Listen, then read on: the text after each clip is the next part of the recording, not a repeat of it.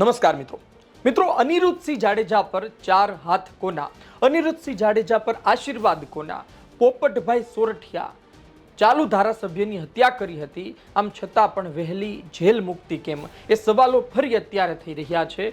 હાઈકોર્ટે સરકારનો ઉધડો લીધો, સત્તાધીશો જેલના સત્તાધીશોનો ઉધડો લીધો હતો અને હવે એ કેસ પર લોકોની નજર ટકેલી છે. વિસ્તારથી વાત કરીએ. 1988 15મી ઓગસ્ટનો એ દિવસ કે જ્યારે પોપટભાઈ સોરઠિયા 15મી ઓગસ્ટમાં જાહેર કાર્યક્રમ કરી રહ્યા હતા અને આ સમયે એક યુવાન તેની પાસે આવે છે અને પિસ્તોલ કાઢે છે, તેની હત્યા કરી દે છે. એ યુવાન હતો અનિરુદ્ધસિંહ જાડેજા. પોઈન્ટ બ્લેન્ક રેન્જથી તેની હત્યા કરવામાં આવે છે.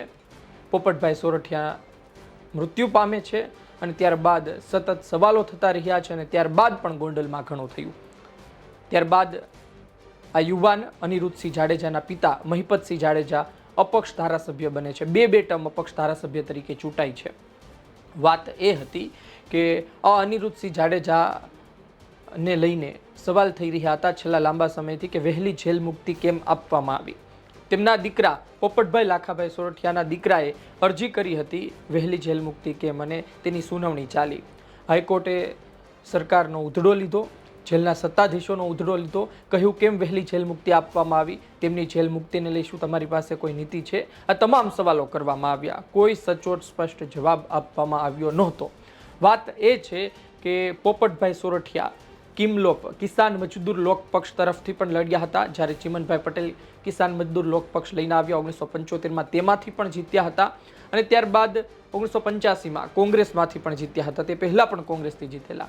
વાત એ છે કે 3 વર્ષ હજુ ધારાસભ્ય તરીકે રહ્યા 1985 અને ત્યારબાદ તેમની હત્યા કરી દેવામાં આવી. ગોંડલમાં ત્યારબાદ ઘણું થયું, પરંતુ સવાલ સૌથી વધુ થઈ રહ્યા હતા કારણ કે ચાલુ ધારાસભ્યની કોણ હત્યા કરે, પરંતુ ગોંડલમાં આ શક્ય હતું.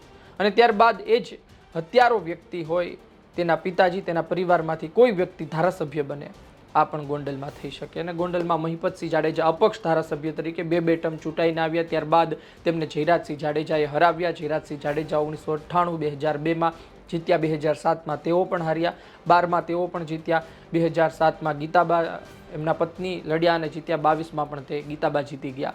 જયરાજસિંહ જાડેજા પણ કેસનો સામનો કરી રહ્યા છે. વિક્રમ રાણા હત્યા કેસમાં નિલેશ રૈયાણી હોય, આ કેસમાં તેમનું પણ નામ હતું, તેમના પર પણ કાર્યવાહી થઈ હતી, પરંતુ તેઓ પણ બહાર નીકળ્યા.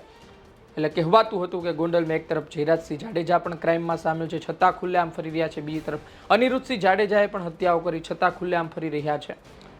આ બંનેનું જૂથ અને આ બંને ગોંડલમાં ખૂબ એક્ટિવ. હવે ફરી એક વખત સુનાવણી થઈ હતી અને કહેવામાં આવ્યું છે કે શું કોઈ નીતિ છે, શા માટે વહેલી જેલ મુક્તિ આપવામાં આવી. 2018 આજુબાજુ તેમને જેલ મુક્તિ આપવામાં આવી હતી અને ત્યારબાદ પણ અનિરુદ્ધસિંહ જાડેજા સતત સવાલોમાં રહ્યા. આજની તારીખે પણ સવાલોમાં છે. પોલીસ કહે છે અમે તેને શોધી રહ્યા છીએ, તેઓ ફરાર છે, પરંતુ કેટલાય લોકો કહે છે કે તેમના કામ આજની તારીખે પણ ચાલુ છે, એમના વિસ્તારમાં, એમના ઘર પાસે પોલીસ ફરકતી પણ નથી. આ સવાલ છે, આ વાત છે. પરંતુ અમિત ખૂટ હત્યા કેસમાં પણ એમનું નામ આવ્યું હતું. સ્યુસાઇડ નોટમાં આત્મહત્યા કરી છે કે નહીં તે ઘણા સવાલો થયા હતા. રાજદીપસિંહ જાડેજા એમના દીકરાનું પણ નામ આવ્યું હતું. આ તમામ વચ્ચે હજુ હમણાં એમના બીજા પુત્ર ચૂંટણી જીત્યા. એટલે ગોંડલમાં શું ચાલી રહ્યું છે સમજાતું નથી. પણ અત્યારની સ્થિતિ પ્રમાણે અનિરુદ્ધસિંહ જાડેજા અને રીબડા જૂથ પર ગાળીઓ કસાઈ રહી હોય, એક બાદ એક કાર્યવાહી થઈ રહી હોય તેવું લાગી રહ્યું છે.